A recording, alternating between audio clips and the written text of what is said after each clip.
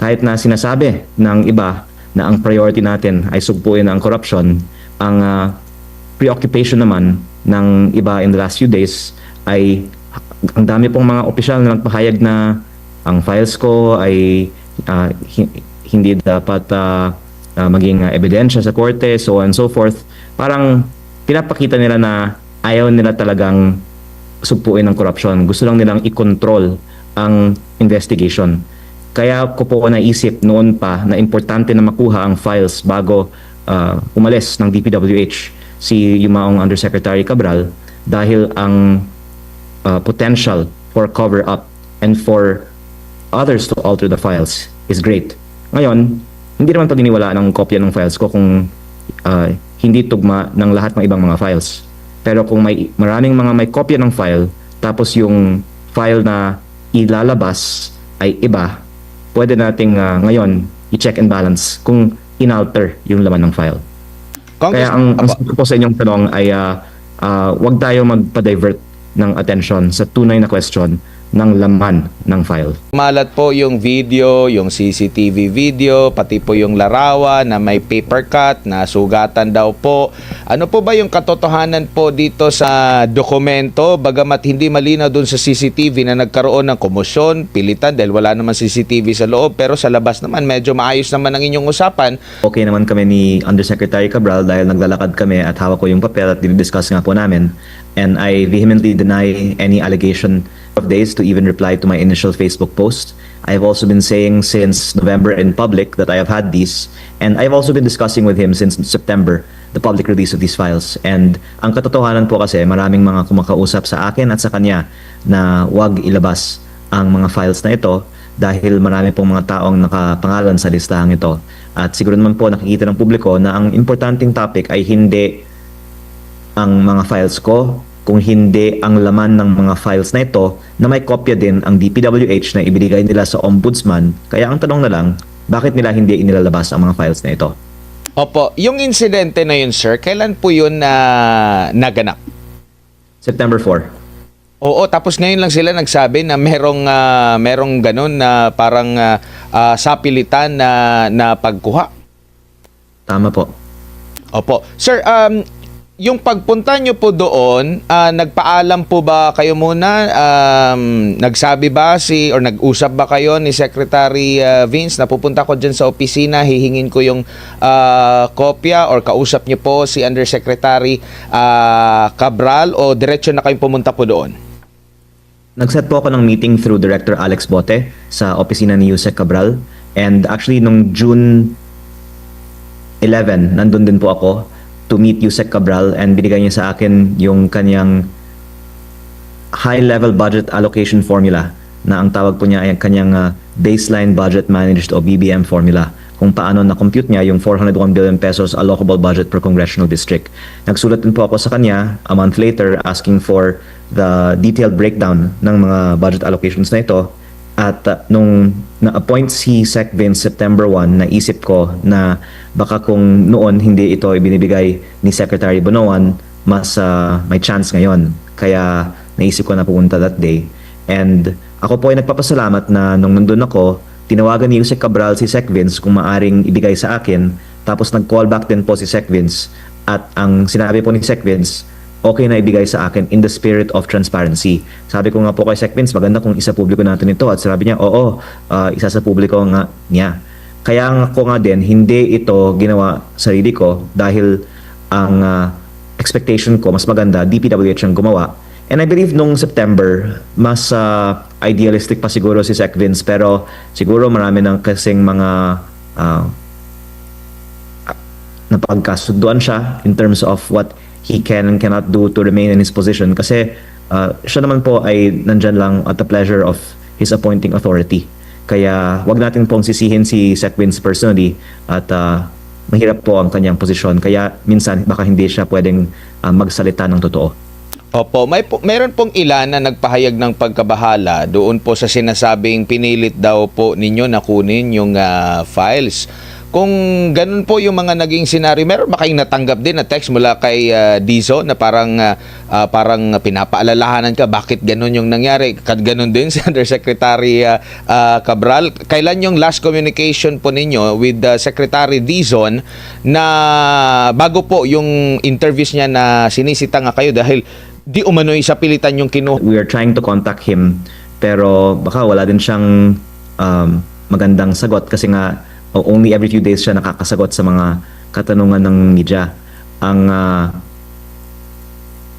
I think best is kung kaming dalawa humarap na lang sa media at palipaliwanag lang namin kung bakit hindi ng DPWH isinasa publiko ito. Pero ang sagot ko ay actually maraming kumuusap sa akin at sa kanya at pwede naming pangalanan lahat ng mga nasa listahan na nakiusap na wag ilabas ang listahan. Kung hindi po niya aminin yan, lalo kong sasabihin na hindi siya nagsasalita ng totoo. Opo. Mula nung September po, nung pumunta po kayo doon and prior doon, meron kayong usapan na with Secretary Vince. Hanggang sa kasalukuyan, meron po ba kayong pag-uusap in between doon po? Bago po siya nag-abroad? Marami po. After September 4 kasi ang budget hearing sa Kongreso. Tapos meeting din kami sa labas at sa telepono din. At ako po ay naniniwala talaga na gusto ni Sec Vince ng reforma sa DPWH. Pero tulad po ng yung pagbaba ng presyo, yun po yung isinusulong ko. Tapos isinulong din niya. Pero nung inayawan ng iba, binalik yung presyo. 'Di ba? Kaya ang sitwasyon po ni Sec Vince ay napakahirap. Pero kaya ko din po yan bibigyan bilang konteksto. Kaya din, minsan hindi siya pwedeng magsabi ng totoo. Opo. Muli nating linawin, Congressman, kasi baka ang intindi ng ating mga kababayan o ilan na pag nandoon yung pangalan mo sa listahan, masamang tao ka na. Once and for all po, pakipaliwanag po, once na nandun yung listahan, ano ba ang palatandaan na mayroong something mali doon or hindi mali? Na maging proponent ka, considering parang yan na yung nagiging kalakaran na magdala ng proyekto ang mga kongresista sa kanilang mga distrito kasi hahanapan din sila ng nakasanayan din ng kanilang mga constituents na pag ikaw si congressman, dapat meron kang proyekto dito sa amin. Ang masama I think is the fact na itinatago. Kasi kung isinasa publiko ng isang mambabatas ang mga proyekto na pinasok niya sa kanyang distrito, yan ay patunay na hindi siya kumita sa proyekto.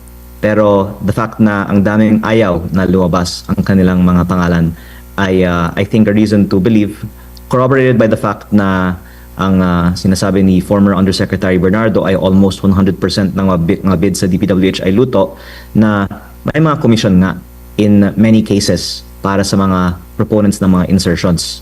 At ang mga presyo nga talaga ng mga proyekto ng DPWH ay mataas, ang kalidad ay madalas substandard, kaya ang sinasabi ko ay halos lahat siguro ng mga DPWH projects ay may kickback. Kaya may mabuting dahilan siguro para ayaw ng marami na lumabas ang listahan. Opo. And doon po sa nangyari at naipalabas na videos doon sa CCTV at mismo yung taga-side ng DPWH ang naglabas po. Ito ba ay nagpapatunay na legit na ang inyo pong hawak na dokumento ay galing talaga sa DPWH at hindi na kailangan pa na i-verifika? Yun ang funny thing about the DPWH saying na I illegally obtained the files, na kinocompare man nila na talagang galing sa kanila ang files na ito. And the fact na ayaw nila ba naman na bakit may mga pangalan ng mga taong patay. Hindi ko naman problema yun kasi hindi naman ako gumawa ng listahan. Kaya tama ka po, ito po ay patunay na authentic ang listahang ito. Opo. Now ngayon po, ang inyo pong kaibigan na si Representative Ridon ay meron namang pong parang babalaba or pahaging na posibleng ma-ethics po kayo dahil po dito sa sinasabi daw na nanggipit kayo doon sa DPWH. Ano pong komento niya rito po, Congressman? Sir, mag-share ako sa iyo ng sekreto. Gustong-gusto kong i-ethics nila ako para may oportunidad ako na ilabas lahat ng mga alam ko tungkol sa mga gawain sa Kongreso. Kasi alam niyo sir, nung Lunes, gusto ko sana mag-privilege speech. Pinatayan ng mikropono, tapos nag-adjourn ng session in less than 1 minute. Kaya mabuti po i-ethics nila ako para pwede akong magpahayag ng pahayag na lang sa Kongreso.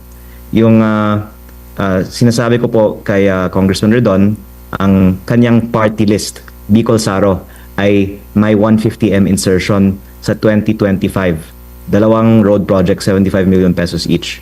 Meron din po insertion sa 2026 kasi kaming lahat ay hiningan ng submission ng at least 150. Yung mga party list nga po, 160M per party list. At mukhang pag pinapahayag ko ang mga ito, maraming mga nagagalit na nabubulgar ang kanilang pinagkikitaan. Kaya hindi ko naman po sinasabi na may masamang ginawa si Congressman Redon sa kanyang mga insertions di umano ng kanyang party list. Pero mabuti po kung isagot na lang niya kung meron man siya o hindi insertions sa 2026 budget mismo o ng kanyang party list na sinabi ko po sa unang pahayag ko, kanyang party list ang may insertion sa 2025 budget. Ngayon, tungkol sa kanyang sinabi na i-ethics niya ako dahil sa illegally obtaining the file, parang nakakatawa talaga para sa karamihan ng mga Pilipino na kahit na sinasabi ng iba na ang priority natin ay sugpuin ang corruption, ang preoccupation naman ng iba in the last few days ay ang dami pong mga opisyal na nagpahayag na ang files ko ay hindi dapat maging ebidensya sa korte, so on and so forth. Parang pinapakita nila na ayaw nila talagang sugpuin ang corruption. Gusto lang nilang i-control ang investigation. Kaya ko po naisip noon pa na importante na makuha ang files bago umalis ng DPWH si Yumaong Undersecretary Cabral dahil ang potential for cover-up and for others to alter the files is great. Ngayon, hindi naman paginiwalaan ng kopya ng files ko kung hindi tugma ng lahat ng ibang mga files. Pero kung maraming mga may kopya ng file, tapos yung file na ilalabas ay iba, pwede nating ngayon i-check and balance kung inalter yung laman ng file. Kaya ang sagot ko po sa inyong tanong ay wag tayo magpa-divert ng attention sa tunay na question. Ang New Year's resolution ay to make less enemies. At syempre naunguna po dyan kasi kumalat po yung video, yung CCTV video, pati po yung larawan na may paper cut, na sugatan daw po. Ano po ba yung katotohanan po dito sa dokumento? Bagamat hindi malinaw dun sa CCTV na nagkaroon ng komosyon, pilitan dahil wala naman CCTV sa loob, pero sa labas naman medyo maayos naman ang inyong usapan. Okay naman kami ni Undersecretary Cabral dahil naglalakad kami at hawak ko yung papel at dinidiscuss nga po namin. And I vehemently deny any allegation of days to even reply to my initial Facebook post. I have also been saying since November in public that I have had these, and I've also been discussing with him since September the public release of these files. And ang katotohanan po kasi maraming mga kumakausap sa akin at sa kanya na wag ilabas ang mga files na ito dahil marami pong mga taong nakapangalan sa listahang ito. At siguro naman po nakikita ng publiko na ang importanteng topic ay hindi ang mga files ko, kung hindi ang laman ng mga files na ito na may kopya din ang DPWH na ibinigay nila sa ombudsman. Kaya ang tanong na lang, bakit nila hindi inilalabas ang mga files na ito? Opo, yung insidente na yun, sir, kailan po yun naganap?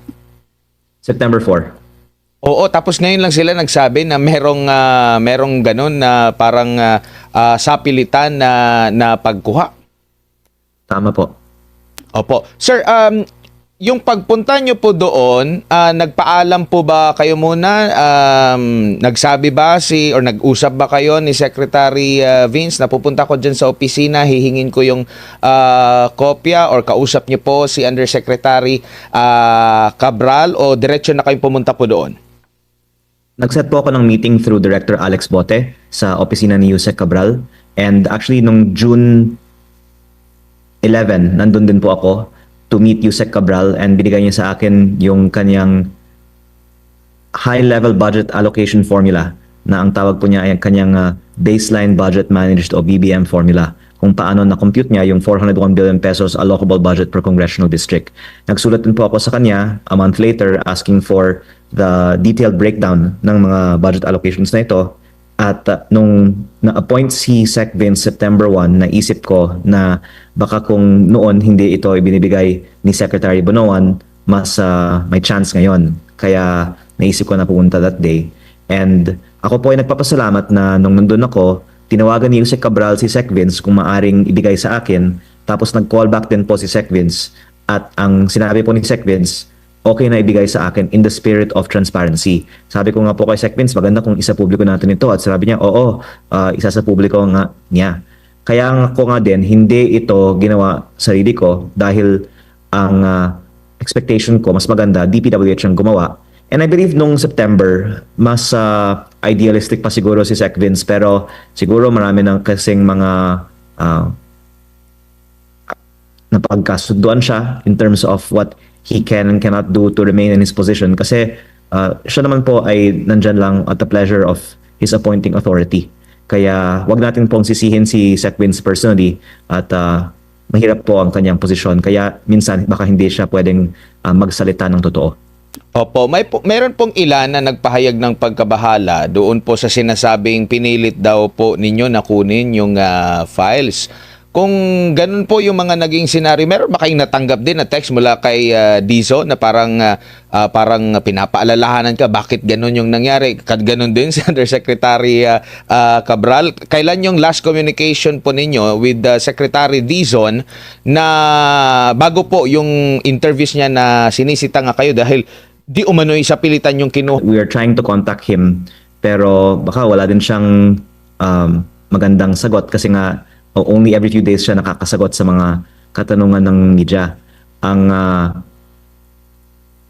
I think best is kung kaming dalawa humarap na lang sa media at palipaliwanag lang namin kung bakit hindi ng DPWH isinasa publiko ito. Pero ang sagot ko ay actually maraming kumuusap sa akin at sa kanya at pwede naming pangalanan lahat ng mga nasa listahan na nakiusap na huwag ilabas ang listahan. Kung hindi po niya aminin yan, lalo kong sasabihin na hindi siya nagsasalita ng totoo. Opo. Mula nung September po, nung pumunta po kayo doon and prior doon, meron kayong usapan na with Secretary Vince. Hanggang sa kasalukuyan, meron po ba kayong pag-uusap in between doon po? Bago po siya nag-abroad? Marami po. After September 4 kasi ang budget hearing sa Kongreso. Tapos meeting din kami sa labas at sa telepono din. At ako po ay naniniwala talaga na gusto ni Sec Vince ng reforma sa DPWH. Pero tulad po ng yung pagbaba ng presyo, yun po yung isinusulong ko. Tapos isinulong din niya. Pero nung inayawan ng iba, binalik yung presyo. 'Di ba? Kaya ang sitwasyon po ni Sec Vince ay napakahirap. Pero kaya ko din po yan bibigyan bilang konteksto. Kaya din minsan hindi siya pwedeng magsabi ng totoo. Opo. Muli nating linawin, Congressman, kasi baka ang intindi ng ating mga kababayan o ilan na pag nandoon yung pangalan mo sa listahan, masamang tao ka na. Once and for all po, pakipaliwanag po, once na nandun yung listahan, ano ba ang palatandaan na merong something mali doon or hindi mali? Na maging proponent ka considering parang yan na yung nagiging kalakaran na magdala ng proyekto ang mga kongresista sa kanilang mga distrito kasi hahanapan din sila ng nakasanayan din ng kanilang mga constituents na pag ikaw si congressman dapat meron kang proyekto dito sa amin. Ang masama I think is the fact na itinatago. Kasi kung isinasa publiko ng isang mambabatas ang mga proyekto na pinasok niya sa kanyang distrito, yan ay patunay na hindi siya kumita sa proyekto. Pero the fact na ang daming ayaw na lumabas ang kanilang mga pangalan ay I think a reason to believe, corroborated by the fact na ang sinasabi ni former Undersecretary Bernardo ay almost 100% ng mga bid sa DPWH ay luto, na may mga commission nga in many cases para sa mga proponents ng mga insertions. At ang mga presyo nga talaga ng mga proyekto ng DPWH ay mataas, ang kalidad ay madalas substandard, kaya ang sinasabi ko ay halos lahat siguro ng mga DPWH projects ay may kickback. Kaya may mabuting dahilan siguro para ayaw ng marami na lumabas ang listahan.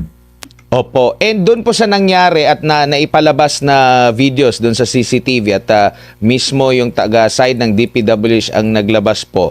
Ito ba ay nagpapatunay na legit na ang inyo pong hawak na dokumento ay galing talaga sa DPWH at hindi na kailangan pa na i-verifika? Yun ang funny thing about the DPWH saying na I illegally obtained the files, na kinocompare man nila na talagang galing sa kanila ang files na ito. And the fact na ayaw nila ba naman na bakit may mga pangalan ng mga taong patay. Hindi ko naman problema yun kasi hindi naman ako ang gumawa ng listahan. Kaya tama ka po, ito po ay patunay na authentic ang listahang ito. Opo. Now ngayon po ang inyo pong kaibigan na si Representative Ridon ay meron namang pong parang babalaba or pahaging na posibleng ma-ethics po kayo dahil po dito sa sinasabi daw na nanggipit kayo doon sa DPWH. Ano pong komento niya rito po, Congressman? Sir, mag-share ako sa iyo ng sikreto. Gustong-gusto kong i-ethics nila ako para may oportunidad ako na ilabas lahat ng mga alam ko tungkol sa mga gawain sa Kongreso. Kasi alam niyo sir, nung Lunes, gusto ko sana mag-privilege speech. Pinatayan ng mikropono, tapos nag-adjourn ng session in less than 1 minute. Kaya mabuti po, i-ethics nila ako para pwede akong magpahayag ng pahayag na lang sa Kongreso. Yung sinasabi ko po kay Congressman Redon, ang kanyang party list, Bicol Saro, ay may 150M insertion sa 2025. Dalawang road project, 75 million pesos each. Meron din po insertion sa 2026 kasi kaming lahat ay hiningan ng submission ng at least 150. Yung mga party list nga po, 160M per party list. At mukhang pag pinapahayag ko ang mga ito, maraming mga nagagalit na nabubulgar ang kanilang pinagkikitaan. Kaya hindi ko naman po sinasabi na may masamang ginawa si Congressman Redon sa kanyang mga insertions di umano ng kanyang party list. Pero mabuti po kung isagot na lang niya kung meron man siya o hindi insertions sa 2026 budget mismo o ng kanyang party list, na sinabi ko po sa unang pahayag ko, kanyang party list ang may insertion sa 2025 budget. Ngayon, tungkol sa kanyang sinabi na i-ethics niya ako dahil sa illegally obtaining the file, parang nakakatawa talaga para sa karamihan ng mga Pilipino na kahit na sinasabi ng iba na ang priority natin ay sugpuin ang corruption, ang preoccupation naman ng iba in the last few days ay ang dami pong mga opisyal na nagpahayag na ang files ko ay hindi dapat maging ebidensya sa korte, so on and so forth. Parang pinapakita nila na ayaw nila talagang sugpuin ng corruption. Gusto lang nilang i-control ang investigation. Kaya ko po naisip noon pa na importante na makuha ang files bago umalis ng DPWH si Yumaong Undersecretary Cabral, dahil ang potential for cover-up and for others to alter the files is great. Ngayon, hindi naman paniniwalaan ng kopya ng files ko kung hindi tugma ng lahat ng ibang mga files. Pero kung maraming mga may kopya ng file, tapos yung file na ilalabas ay iba, pwede nating ngayon i-check and balance kung inalter yung laman ng file. Kaya ang sagot ko po sa inyong tanong ay wag tayo magpa-divert ng attention sa tunay na question ng laman ng file. Opo, napag-uusapan po yung inyo pong pag Mr. Speaker kahapon, narinig ko rin kaso parang nasagap lang sa ibang mic yata yun ng isang ginit po ninyo magsasalita sana kayo doon pero hindi kayo pinagbigyan. Sa Senado po, mahaba din yung kanilang deliberasyon. Napigyan pa nga yung na chance yung ibang mga senador na makapagsalita. Yung nanay mo nga nabigyan pa rin nabigyan ng chance na makapagsalita with reservation siya sa pagkanyang pag-approve, at yung iba pa mga senador. Pero bakit doon nang sa Kamara po napakabilis? Akala ko nga mga rapper yung napakabilis at dire-diretso at narinig ko po yung inyo pong boses, kaso hindi po kayo pinagbigyan. Meron po bang paliwanag? Alam ba nila na magpi-privilege speech kayo? Kasi nabanggit nyo po yun sa post nyo rin po kahapon ng madaling araw. Actually sir, baka may dalawang dahilan. Isa ay wala ding quorum sa House. At kung walang quorum, pwedeng ma-adjourn yung session. Kaya para hindi ma-adjourn yung session pero hindi din pilitin ang iba na pumasok, minadali na lang nila ang session. At pangalawa, sinabi ko nga na may dalawa akong gustong talakayin. Ang isa, yung 8 billion peso insertion ng isang proponent na pwede ko din ibahagi ngayon. At yung isa naman po, ang 18.58 billion MOOE fund na parang sekretong pondo ng mga congressman. Ang, if I may, unang topic na ito ay ipinahayag na rin ng iba sa media na may 8 billion na nakapangalan kay ES, tapos dinagdagan ko, kasama din doon si SAP, tapos sa isang report nakalagay din na itong dalawa ay nasa ilalim ng OP. Gusto ko pong linawin na ang nakasulat sa file at nakita ko rin ito sa kopya ng file ng iba ay OP parenthesis ES slash SAP close parenthesis. Pero the way that that's written po, ang proponent ay si OP. Kung sino man po si OP, hindi ko po alam. Pero ang hinihiling ko po ay maging subject ito ng investigasyon ng Senate Blue Ribbon Committee at ng House Public Accounts Committee dahil sa DPWH. Isang example ng 8 billion na ito ay 300 million pesos sa aking distrito na may mga solar streetlights na 230,000 pesos kada piraso. At ang question ko, kung nagkaroon ng korupsyon na sigurado naman sa 230,000 pesos streetlights na ito. Opo. Sir, balikan ko lang yung insidente po doon sa pag-ratify or during sa ratifikasyon sa Kamara. Marami po bang bakanting mga upuan doon? Kasi ang nakikita lang kasi sa camera po, nasa gavel, tapos yung halos tight shot lang yung Sir, opo. mas marami ng usual and bibigay ako ng dahilan kung bakit. Pero baka close to 50 pero walang 50% ng Congress ay nandun. Kaya kung may isang nagsabi lang na mag-roll call tayo, kung may quorum tayo, mag-adjourn sana yung session if I'm not mistaken. Pero pwede din pilitin ang mga ibang miyembro na umattend dahil may na ibahagi na din po ako na Christmas bonus para sa mga kongresista sa halaga ng 2 million pesos na actually yung iba nakuha nila December 22. Pero baka yung iba na hindi pa nakakuha nung December 22, kinuha nila nung December 29. Pero hindi ko po kinuha yung akin at sabi nga ng iba na wag ko dapat ito banggitin sa media.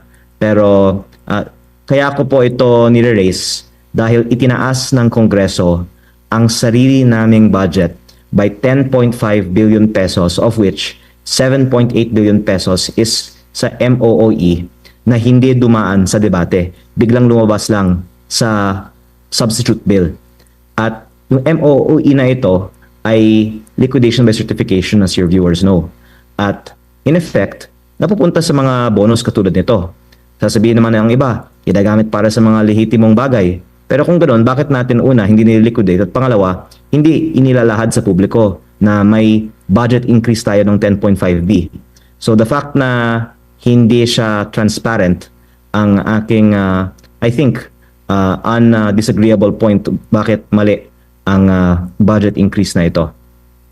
Opo, at pinasinungalingan ito ni Congresswoman Swansing na merong 2 million na pesos pero na kumbaga lahat kayo inimpormahan na merong ganito po na bonus po.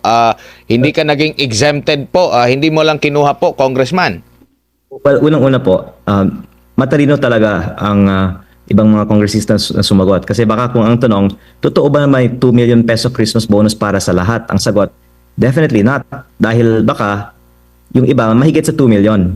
Pero yung iba naman hindi binibigyan. Kaya hindi lang 2 million para sa lahat.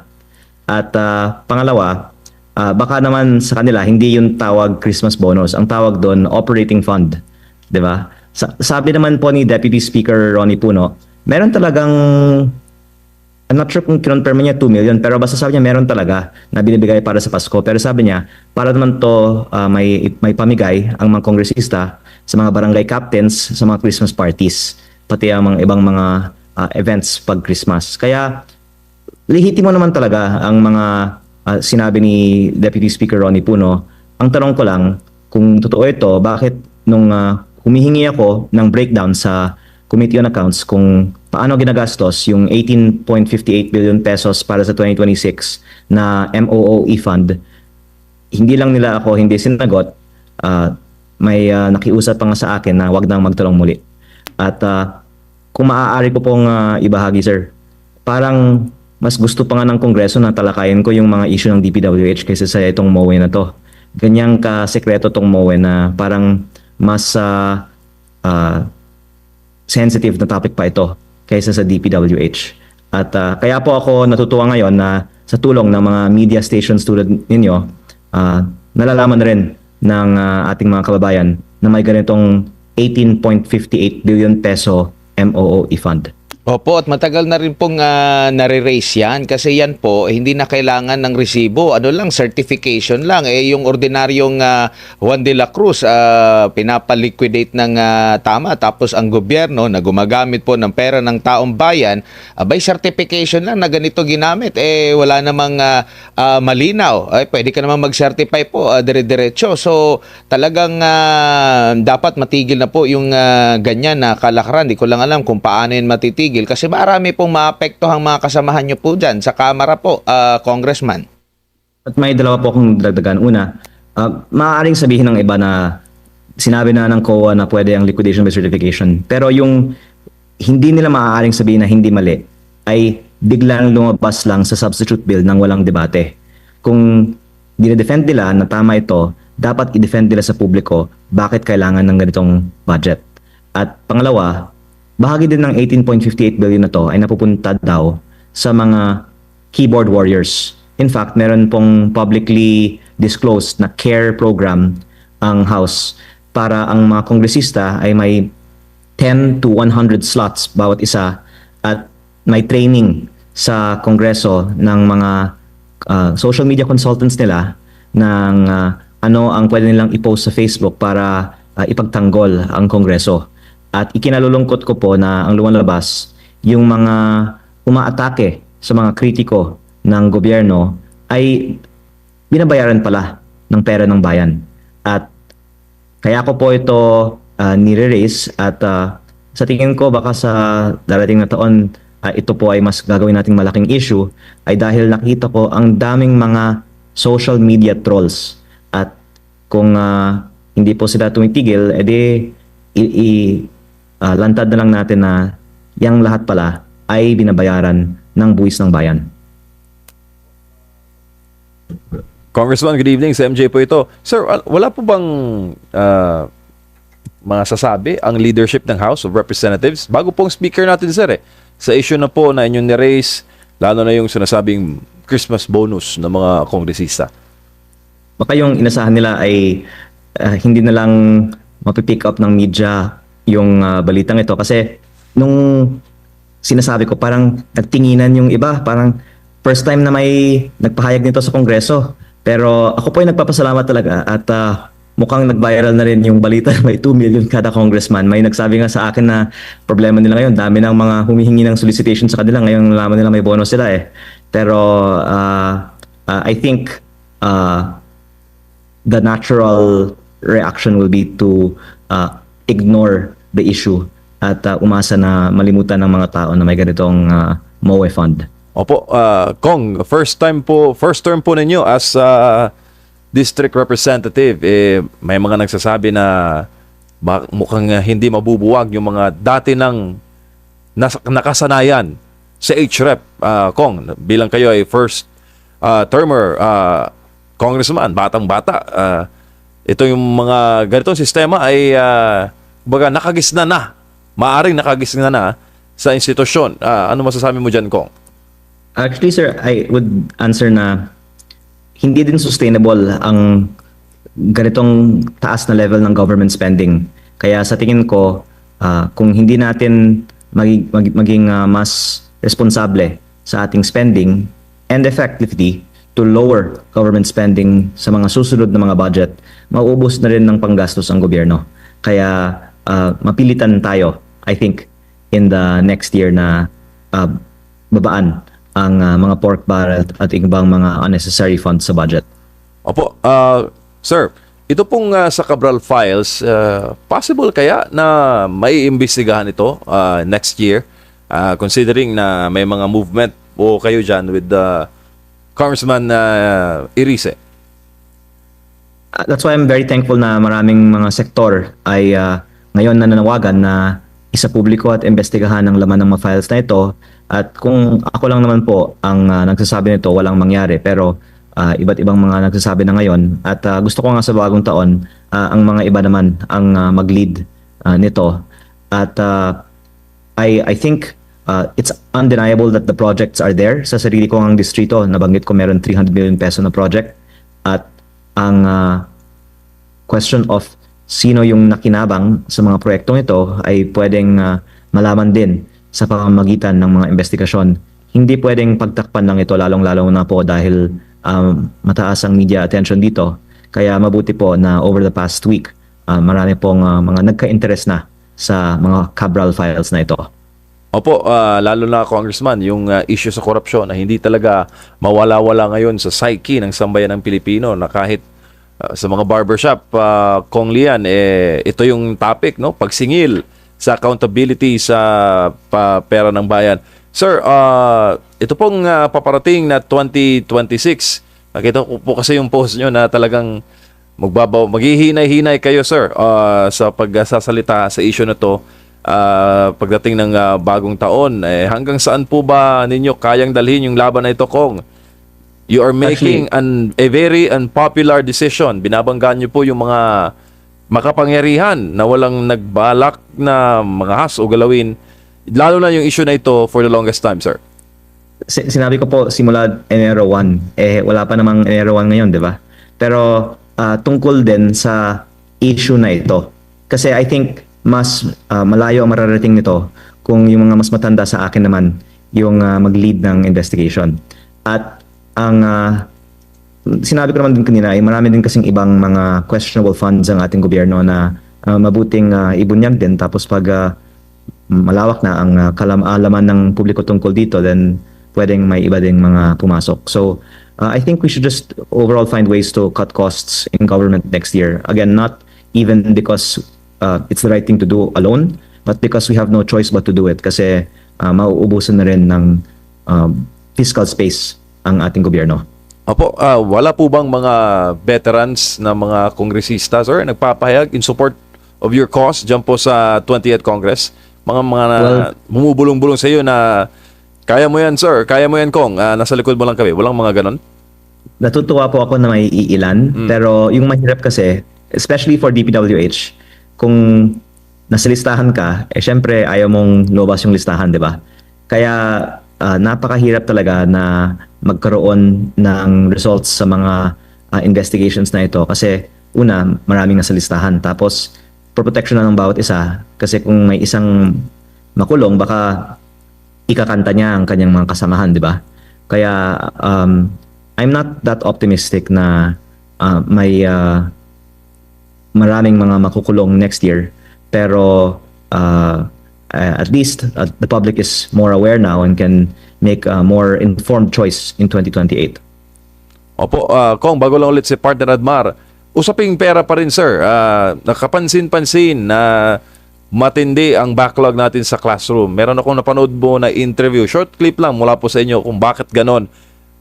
For the purpose po sa ating global viewers, bakit nga po ba, sir, konting-konti ang mga proyekto sa classroom sa Pilipinas?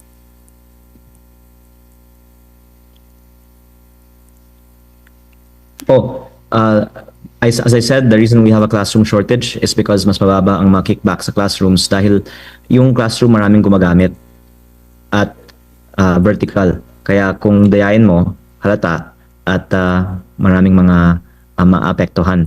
Kaya kung mapansin nyo, yung farm to market roads dinoble. Yung classrooms actually itinaas sa Senado pero hindi yun masyado yung i-prioritize nung una.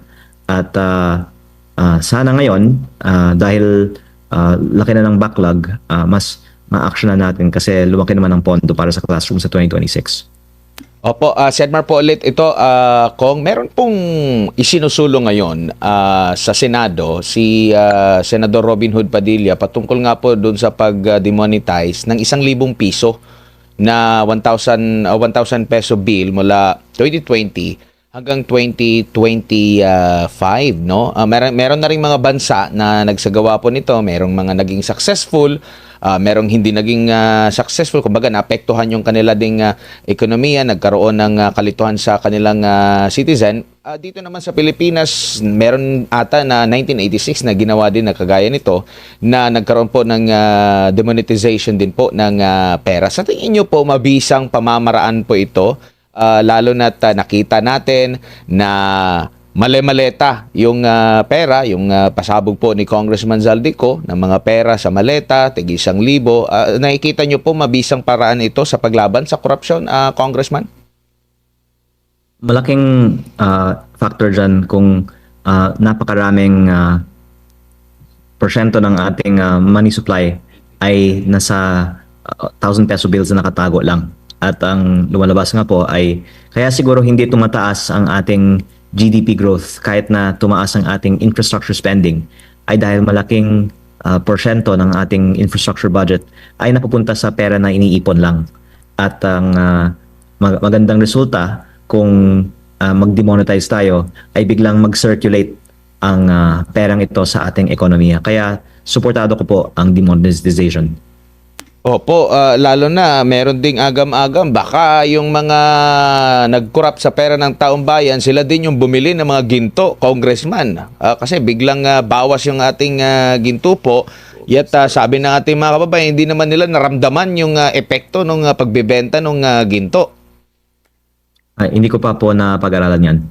Opo. Pero kaya siguro ang peso din ay humina dahil maraming mga papadala ng pera abroad. Opo. Siguro bilang panghuli na lang po, Congressman, kasi ang gobyerno natin, ang administration na natin ngayon, medyo bumaba talaga yung approval, trust, grado na ibinigay ng taong bayan dahil nga po dito sa issue ng korupsyon. Pahirapan sa kanila yung benefits na mapupunta sa kanila like sa PhilHealth, nililipat pa, tapos itong issue ng korupsyon po. Ano na lang po ang inyong mensahe at nais pa na isulong para sa kapakanan ng taong bayan, hindi lang bilang kinatawan, no? Kasi naging national figure na po kayo, hindi lang po kayo kinatawan ng First District ng Batangas po dahil dito po sa inyong pagbubulgar po, nagiging kinatawan na rin kayo ng mga concern ng taong bayan sa buong Pilipinas, buong mundo po, Congressman. Sana iseryoso natin ang investigasyon sa Cabral Files at kung aaminin na lang ng DPWH ang tunay na laman nito, it will be much appreciated by the Filipino people. Pero kung may tatanggalin naman sila ang pangalan sa listahan, pwede ko naman pong sabihin na hindi yan ayon sa mga kopya na nakuha din po ng iba sa atin. At I think the more kasi na itinatago ang impormasyon, the more na bumababa ang tiwala sa gobyerno, di ba? Kaya mabuti po para sa lahat ng mga aspeto ng budget, maging transparent lang tayo. Opo, Kong, pahabol. Nung last nating interview, nabanggit po ninyo na kailangan mo ng malakas-lakas sa computer para po basahin ang buong linalaman ng Cabral Files. Now, sir, nabasa nyo na po ba yung buong Cabral Files na hawak po ninyo? Hindi po pa nabasa lahat. Also, yung nilabas po ninyo na impormasyon sa media at sa publiko noong nakaraan, masasabi natin na hindi pa yon yung bombshell na makukuha ng tao based po sa impormasyon na nakapaloob po sa Cabral Files. More to come this 2026. Opo, ang importante kasi ang impormasyon kung sino ang proponent ng bawat isang proyekto, tapos i-research yung status ng proyektong yan. Kaya nasabi ko sa aking distrito, may isang proyekto, ang OPES-SAP, na nakita kong overpriced at may iba ding mga nakita ko na iba naman ang pangalan na overpriced din. Mabuting investigahan sino ba yung mga pangalan na lulabas na ito. At ganoon din po pag may ghost project, pwede sanang managot yung proponent pag ma-match natin yung proyekto sa ground sa file ng DPWH. Opo, Kong, ipapaabot ko lang, Partner Odmar, yung mensahe ng ating mga kababayan na papaabot po ng pasasalamat at paghanga po sa katapangan na inyo pong pinapakita sa krusada natin kontra korupsyon. Now, concern nila, Kong, ito'y tanong nila, meron na po kayong mga banta, mga threat na natatanggap dahil po dito sa krusada inyo pong ginagawa ngayon sa Pondo ng Bayan? Yung kay Redon at yung sa DPWH in the last day lang, at wini-welcome ko po yan kasi pag kakasuhan nila ako, edi ilalabas natin lahat sa oportunidad na yun, lahat ng mga alam natin tungkol sa kanila. Opo, Kong, pahabol lang talaga. Last na lang po talaga. Kasi nabanggit niyo po, hindi pa po pala lahat na nabubuksan ninyo, nabe-verify din nyo yung sa file. Pero meron pong sinabi yung ombudsman na hindi daw buo yung ibinigay niyo po, part lang daw po. Ano po ba yung katotohanan? Meron po ba kayong ibinigay sa kanila na kopya or si yung bang binigay ng DPWH na doon nag-turnover pa sila? Yun na ba yung Cabral files po, Congressman? Actually, pinost ko po sa Facebook na wala nga silang hiningi at pinakita ko pa sa kanila, kusa ko, higit pa sa inisip nilang hingin sa akin. At ang files na ito, sinabi ko sa kanila, makakatulong sa kanilang mga investigasyon sa buong bansa.